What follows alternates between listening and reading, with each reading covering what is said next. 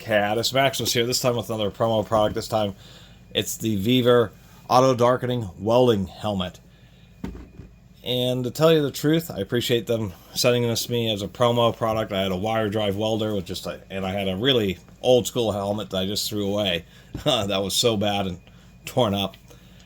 This helmet, the long and short of it is, it's cheap. It's 60 bucks. They actually give you a pretty high quality 5-inch screen here with good fast response. They call them arc detectors. There's 4 photocells, which are the dots that detect the weld. The solar panels are to it's battery assist. They don't recharge the battery, but once you start welding, then the darkening of the screen is handled by the solar panels, so your batteries last a really long time. Vevor does have, and many others have, entirely solar powered ones, which tend to have a bit taller screens. But apparently the battery powered ones are just a little bit more responsive. This is a wide view helmet. This is about a level 4 darkness. I should say that this helmet has a default 3 level tinting, and then there's 10 levels with the LCD display. I mean, that's how exactly these work. An LCD display is one of these things right here. You can see my sensitivity where if I get it just in the right angle, the reflection of my table lights will reflect off that bit of stainless steel and trigger it. Anyway, just like an LCD panel. Oh, wow, my camera's having, there we go. You can just see that. There we go. So just like this LCD panel, that's what this is. The front is just like one big LCD pixel. Other than that, the big difference is, besides it being kind of flimsy, it does have all the adjustments. It's actually pretty decent that way. They just aren't supplying. They give you an extra visors for the inner and outer, but they don't have any other spare parts. And I spent a lot of time looking online. This appears to be kind of a unique shape here. It's like kind of motorcycle helmet-ish. And so that's what Vevor's really doing. Like a DeWalt helmet is 250 bucks, and to replace things like the headgear, inner and outer visors are around 60 bucks. So you can buy a whole new one of these helmets for just the replacement parts of a much more expensive one. If you're a professional, you'll want to get the expensive one because you can get parts. Vevor has to be careful about selling particular items such as welding helmets. All the plasma cutters, welders, saws, power tools, etc.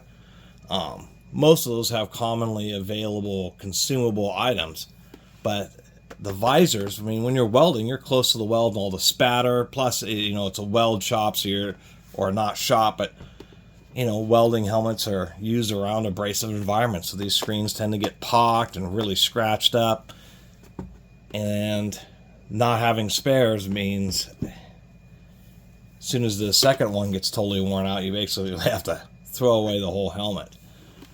The only saving grace is that these panels tend to be kind of like standardized, so you may be able to find another helmet body that you could put the panel in, but that's kind of cheeseball. It's just such a shame that they include such a nice panel. I'll point out that you can easily adjust both how long it takes for it. See, like the way it's kind of blinking right now. Actually, if I do this, I mean, it has all the adjustments. Each of the 3 headbands has adjustments here. This is the clamp. It's actually a ratcheting when you get it pretty tight. You can actually, when you have it in the unfolded direction like this, these slide back and forth, so you can move the helmet back and forth so it's close to your face but not hitting your nose. It has an adjustable stop so that when it does, there we go. So when it does fold down, it stops just exactly in the right position each time. I mean, it has a lot of things kind of going for it. So the side view is kind of a cheesy thing, but they do include these little plastic blinders that you can put in. They basically secure on a little tab right here, like a little hook thing, so they're kind of difficult to install, but once you do, they actually hold in place, and that's all I'd recommend. I think it's kind of a more marketing gimmick to have wide view welding helmets. If you're welding stainless steels or a lot of places where you've ground down the steel so it's shiny, you'll get a lot of reflections through these side windows, and they're only about, once again, a tint level 4, so it can cause some irritation. So I just recommend putting in the blinders. Overall, I mean, it's not a bad welding helmet. It is pretty lightweight, even though it's, you know, cheap. It has adjustments. It actually works pretty well.